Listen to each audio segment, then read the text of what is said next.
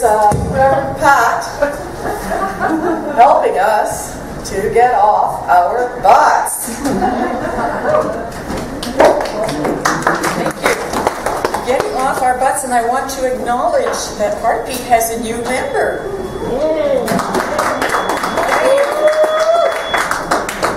So Barb got off her butt and joined up. Thank you, Barb.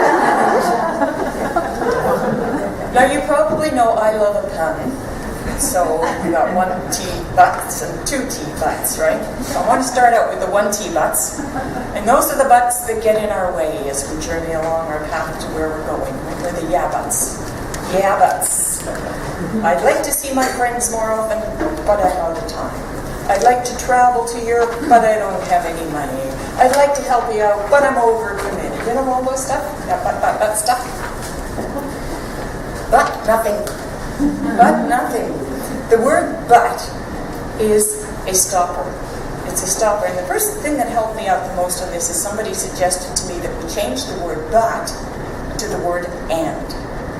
So those of you who are grammar aficionados know that but is, I can't remember the subjective, what it is, clauses that are sort of superlative clauses that are above, and other clauses that are equal clauses. You know what I'm talking about? So when we have a clause, but, that defers to something else, right? So I'd like to go to Europe, but I don't have any money. The not having any money takes precedent and it stops us. If we change but to and, we say, I'd like to go to Europe, and I don't have any money. Those two clauses now have equal status and equal power, right? So which one do we want to give the power to? So let's look at the and I don't have any money. It's not necessarily stopping us, it's giving us the opportunity to look at something else. So the something else we could do would be go someplace cheaper, get a second job, earn some extra money, find Prince Charming, who's rich, and get him to take us. There's all sorts of opportunities there. When it's just 2 facts you've got, not one fact that eliminates the other. So we can get rid of those buts, right? Just by changing them to ands. So now we're simply saying, I've got these 2 situations, and what do I do with them? So say we want to go to the hockey game, but I've got a ticket, but I got nobody to go with. That would stop me, right? I would stay home, I would isolate, I would read my book, and I'd go to bed early. But I could phone any one of you and invite you to the hockey game. I could go by myself. Imagine that.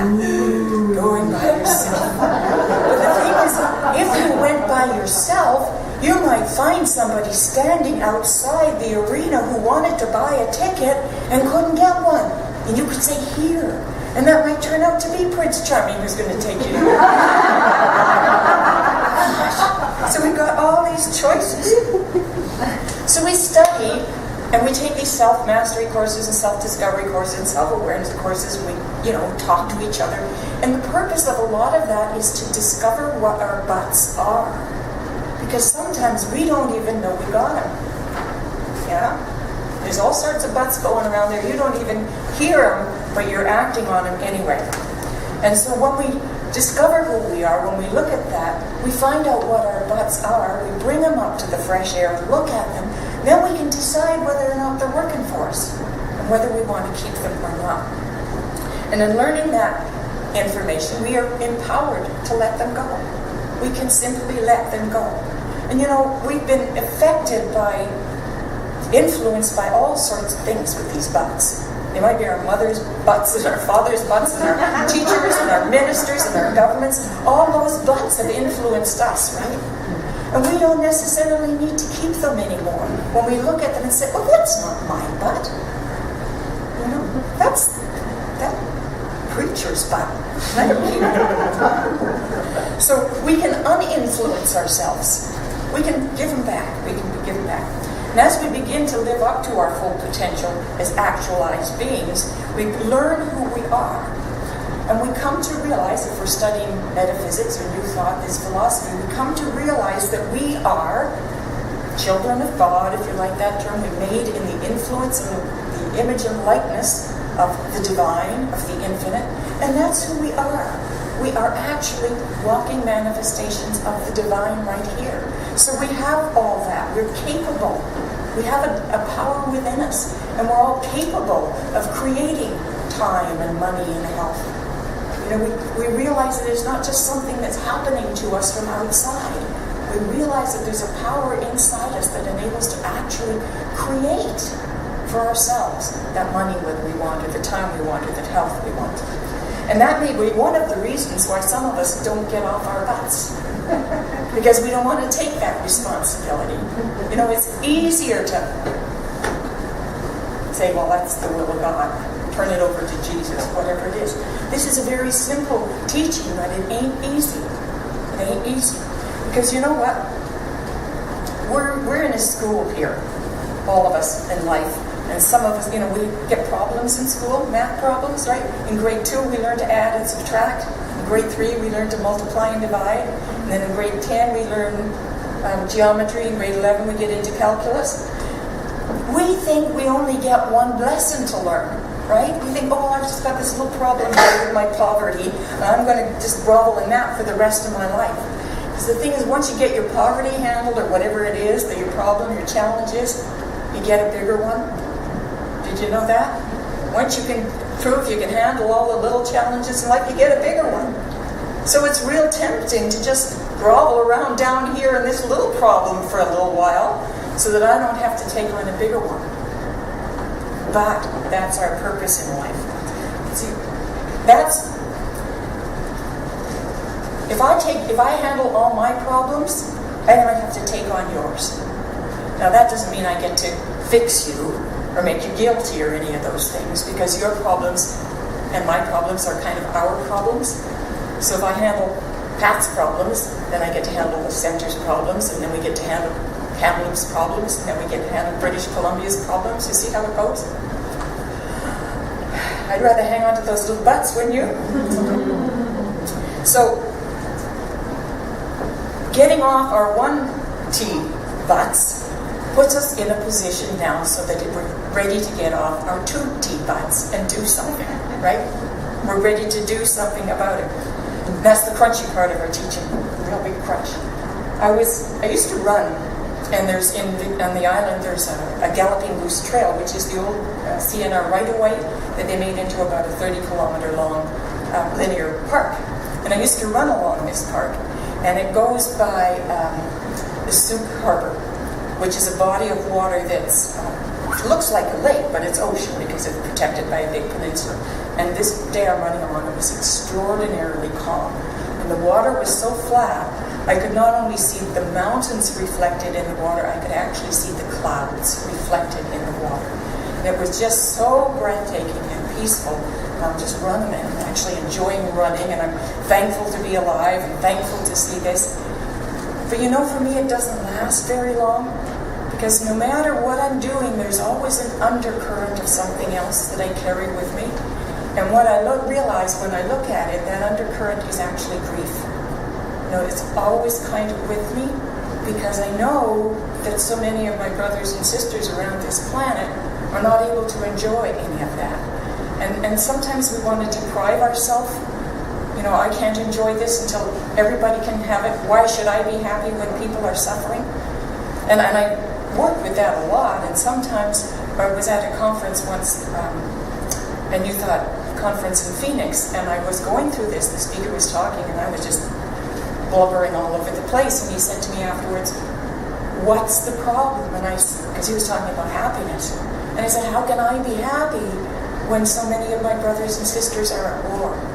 And he said, "Your being unhappy isn't going to do anything to increase their happiness. What will help them to be happy is if you give them the example, if you demonstrate how to be." So that's something that's really deep in the heart of all of us, though, isn't it? So on the one hand, we are all one, and we need to look after each other. On the other hand, let's not drag ourselves down. Let's lift others up where we can. So we need to find our own cause. What is it that we can commit to that's important enough to get us off our butt? Herman Afting, who's in Calgary, suggests that a common thread, a good place to start, is in being committed to ethical living.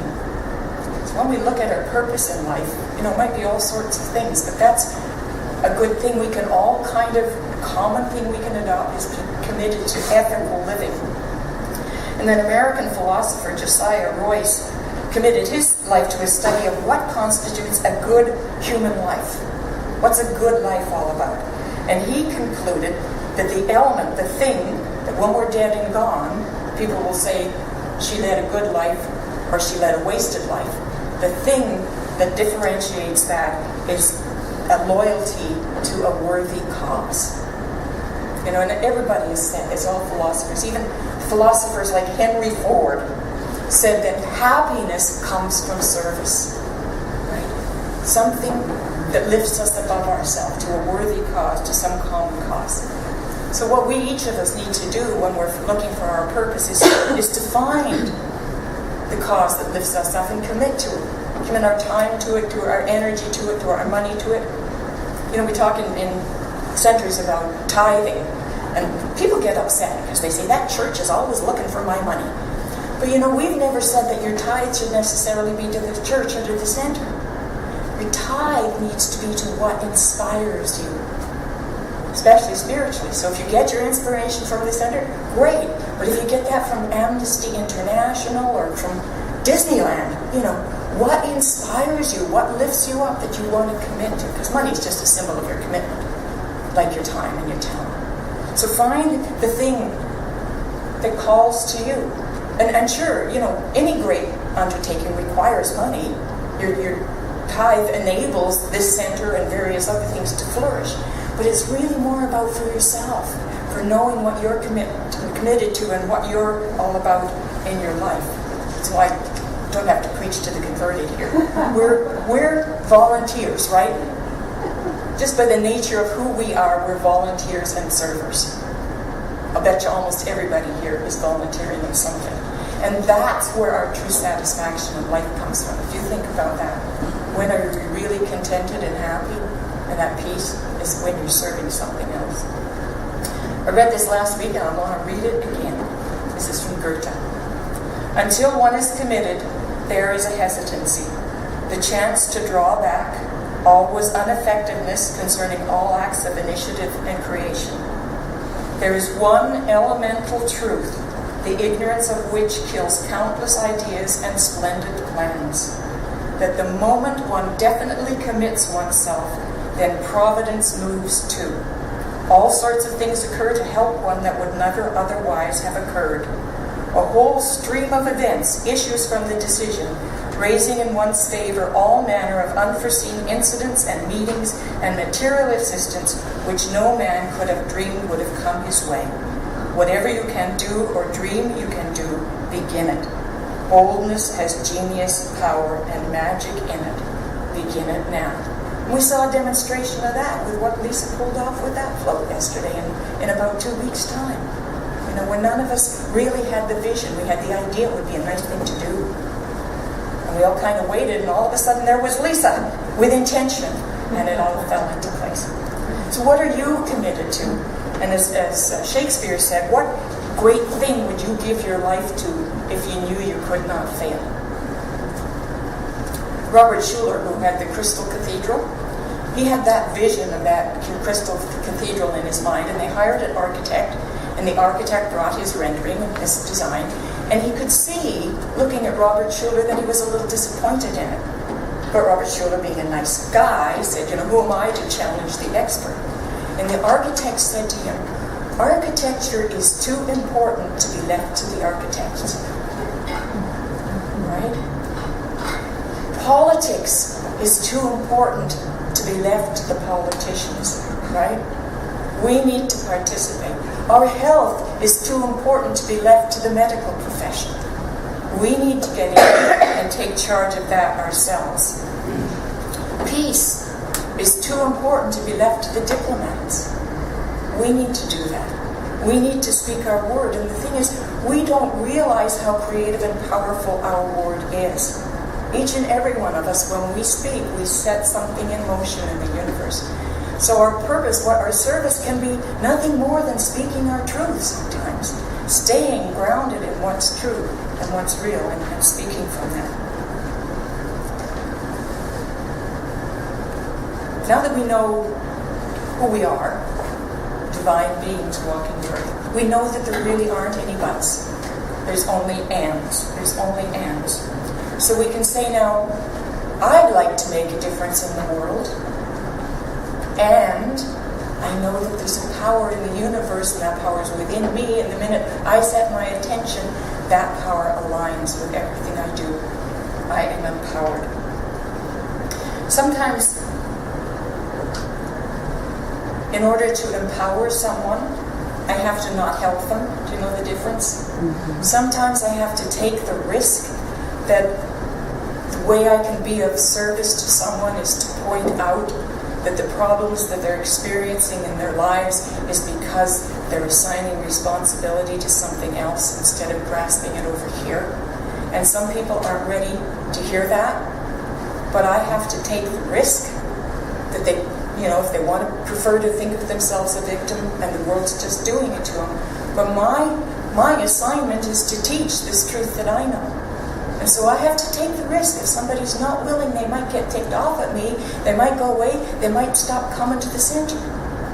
But when it gets right down to it, my assignment is not to have people come to the center. My assignment is to teach what I know. Right? Sometimes we have to be willing to risk that people are thinking we're crazy. When we have our purpose and commit to it, it doesn't matter what people think about us, because we know what we are.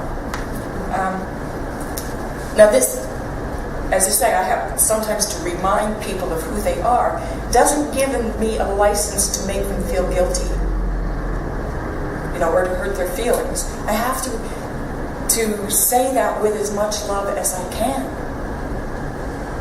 If you're still experiencing a problem with something somebody said to you 20 years ago, you need to look at what you can change inside yourself so that you can be free of that. It's got nothing to do with the person out there. And man, we don't want to hear that sometimes, do we? But that's the only thing that empowers us.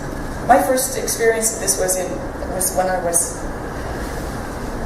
not good at relationships for a little while, and my whole life was falling apart, and to me it was all the fault of the men in my life. Until there's a term my ex-husband uses, he calls it ruthless compassion. When somebody compassionately, ruthlessly pointed out to me that the only thing that was common in all my relationships, I'm the only one that was there for every one of them. And I did not like that at all.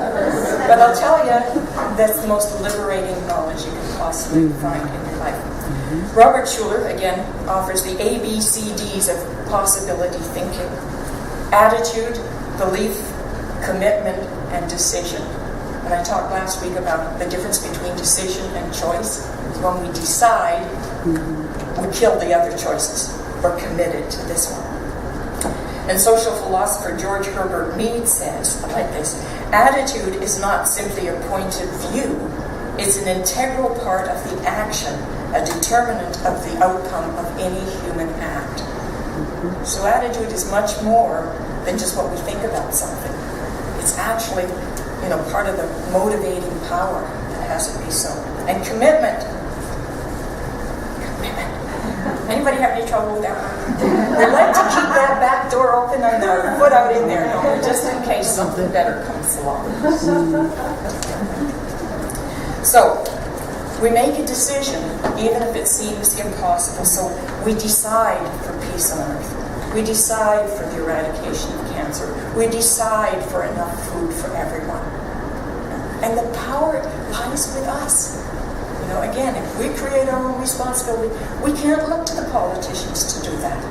We have to do that, and we do it by setting our intentions. We get all our butts and put everything we have learned into practice.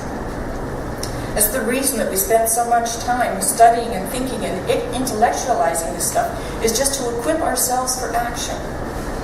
So you thought this was all about making your life better, isn't it? Your life getting better comes about as a byproduct of making life better. Right? So, in the beginning point, yeah, a lot of people come because they want to make their lives better, and we're happy to help with that. But ultimately, the reason for you having a good life is so that all our brothers and sisters can have a good life. And it begins with the mental process. And I think for the most part, that process is taking back our power.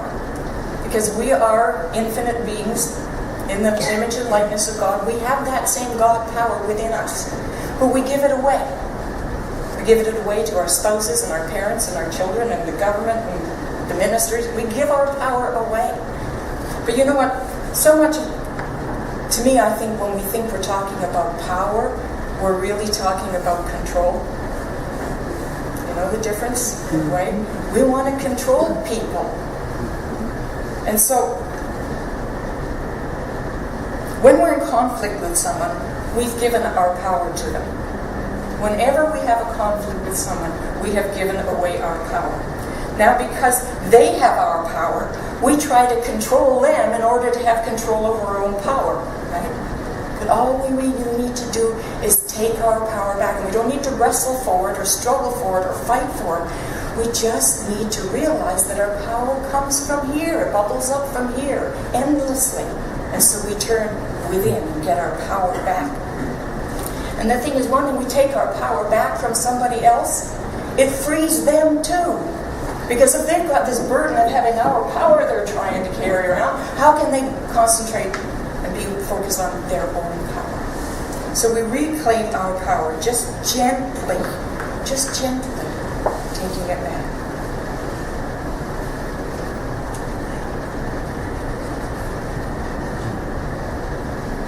So just give up control and your power becomes unlimited, because it's God's power that's everywhere equally present and made available to you. So that's all I got to say about that. Let's get off our butts and sing a song.